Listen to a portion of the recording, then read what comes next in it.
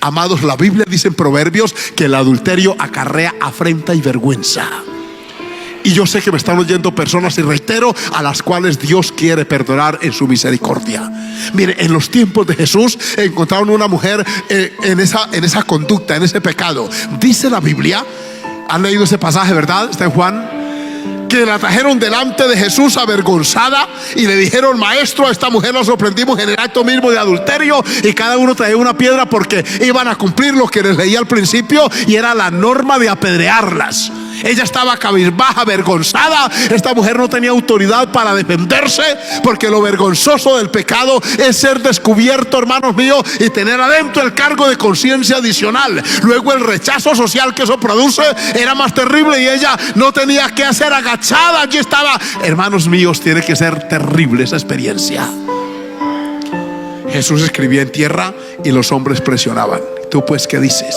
Seguía haciendo él allí algunos caracteres en el piso. De pronto levantó sus ojos y dijo: el que ustedes no haya cometido adulterio, empiece. Llama la atención el pasaje bíblico que ustedes han leído, que empezaron desde los más viejos a irse. Eso dice el pasaje. Soltaron las piedras en el piso, sonaban allí roncamente, y se limpiaban en la túnica a la mano, y se iban saliendo. Y dice: ¿cómo? Acusados por sus conciencias. Despacio iban saliendo desde los más viejos. De pronto Jesús levantó la mirada y allá iban lejos, unos viejos adelante, algunos barrigones, otros cabecipelados, otros cabeciblancos, seguidos atrás por un grupo de muchachos, amén, que muy temprano estaban ya manchados. No quedó nadie. Llama la atención que esos que trajeron a la mujer, todos estaban incursos en ese delito, solo que no tuvieron la desgracia primaria de haber sido descubiertos a tiempo. Mire, hermano, cuál fácil es juzgar cuando no sea, óigame bien, cuando no sea, perdón, venga, me ubico, cuando se tiene la conciencia y no se ha descubierto el pecado interno. Por eso es que la iglesia debe protegerse. Para una iglesia juzgar el pecado de adulterio, para un ministerio poder corregirlo, tiene que haber limpieza moral en quien la ejecuta. Uno carece de autoridad moral para corregir, para enseñar al respecto, cuando no tiene un ejemplo, una conducta que refleje esos valores que uno dice defender. Porque esto casi poco se oye en los altares. Porque muchos los orlayan, lo pasan de otra manera. ¿Por qué? Porque no hay esa autoridad que tiene que haber para corregir el mal, amados míos. Pero usted no oye por radio. Esto no lo hablan los políticos ni los sociólogos, porque tienen que hablar de otros temas. Porque uno, para poder hablar de esta palabra, tiene que tener una conciencia limpia, una conducta recta. Sea bendito el nombre del Señor. ¿Cuántos dan gloria al Dios del cielo? El apóstol Pablo dice: estando prestos a corregir toda desobediencia, cuando vuestra conducta sea recta. Nadie tiró la piedra. Jesús de pronto miró a la mujer y le dice: ¿ninguno te condenó? Ella levantó la mirada y dijo: ninguno, Señor. Le dijo: yo tampoco te condeno, vete. Esta versión 60 dice: y no peques más.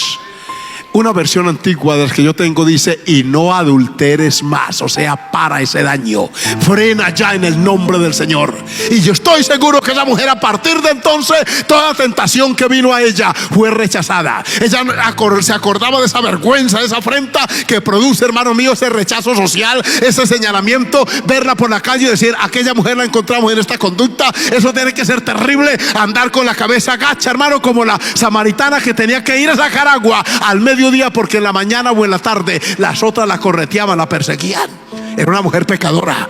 Hermanos, qué cosa terrible es el adulterio. Cuando mancha a su víctima, le quita la paz interior. La Biblia habla de David cuando pecó con Betsabé y entró en un estado, hermanos míos, lo llamarían hoy los psicólogos un cuadro depresivo. El Salmo 32 dice: mientras callé se envejecieron mis huesos en mi gemir todo el día. Mire, hermanos, el pecado de adulterio puede que nadie lo sepa, porque el proverbio dice que el adúltero y la adúltera se limpia, y dice ya nadie sabe. Pero resulta que por dentro está el cargo de conciencia, y por eso algunos están sintiendo y diciendo: ay, Dios mío, otra vez con ese tema. Yo quisiera oír otra cosa. ¿Sabe qué? Es que Dios quiere perdonar su pecado, quiere limpiarle de su iniquidad.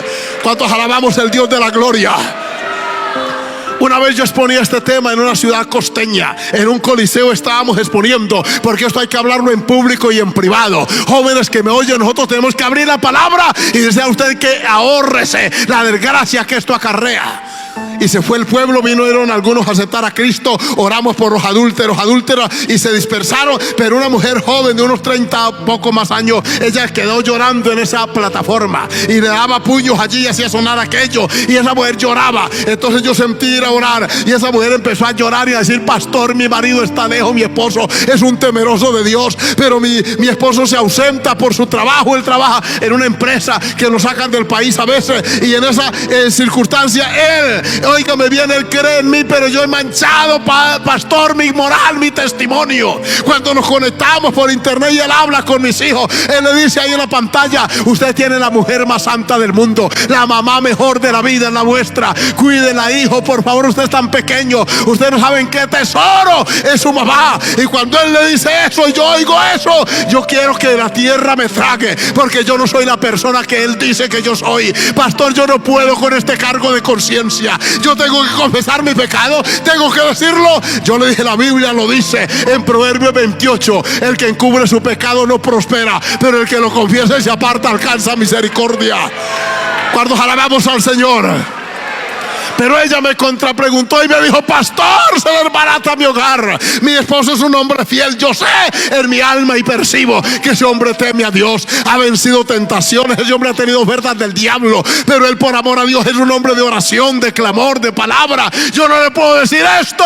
Y lloraba esa señora y yo decía: Dios mío, tenga misericordia.